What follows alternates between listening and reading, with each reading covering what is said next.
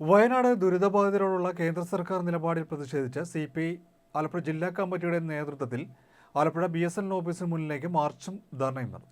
വയനാട് ദുരന്തത്തെ ദേശീയ ദുരന്തമായി പ്രഖ്യാപിക്കില്ലെന്നും പ്രത്യേക സാമ്പത്തിക സഹായം നൽകുന്നില്ലെന്നുമുള്ള കേന്ദ്ര സർക്കാർ നിലപാട് ഫെഡറൽ തത്വങ്ങളുടെ ലംഘനമാണെന്ന് CPI കുറ്റപ്പെടുത്തി.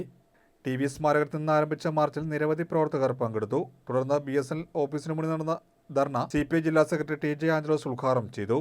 CPI ദേശീയ കൗൺസിൽ അംഗം TT ജിസ്മോൻ അധ്യക്ഷത വഹിച്ചു. ജില്ലാ അസിസ്റ്റന്റ് സെക്രട്ടറി PV സത്യനേശൻ, സംസ്ഥാന കൗൺസിൽ അംഗങ്ങളായ G കൃഷ്ണപ്രസാദ്, V മോഹൻദാസ്, ജില്ലാ എക്സിക്യൂട്ടീവ് അംഗം R സുരേഷ്, മണ്ഡലം സെക്രട്ടറിമാരായ VK Sadasivan Pillai, R Jayasimhan, EK Jayan എന്നിവർ പ്രസംഗിച്ചു. എന്നാൽ ചൂരൽമല മുണ്ടക്കിയ പ്രദേശത്ത് അത്തരത്തിൽ യാതൊന്നുമില്ല. പൂർണ്ണമായും ഉരുൾപൊട്ടലെന്ന് പറഞ്ഞാൽ വലിയ മലകൾ തകർന്ന് ആ വലിയ പാറക്കൂട്ടങ്ങൾ, വൻമരങ്ങൾ അതിന് പുറത്ത് പതിച്ച്, അതെല്ലാം ചേർന്ന് വീടുകളുടെ പുറത്ത് പതിച്ച്, അതാകെ മനുഷ്യരുടെ പുറത്ത് പതിക്കുമ്പോൾ ഉണ്ടാകാവുന്ന ഒരു ദൃശ്യം അതാണ്.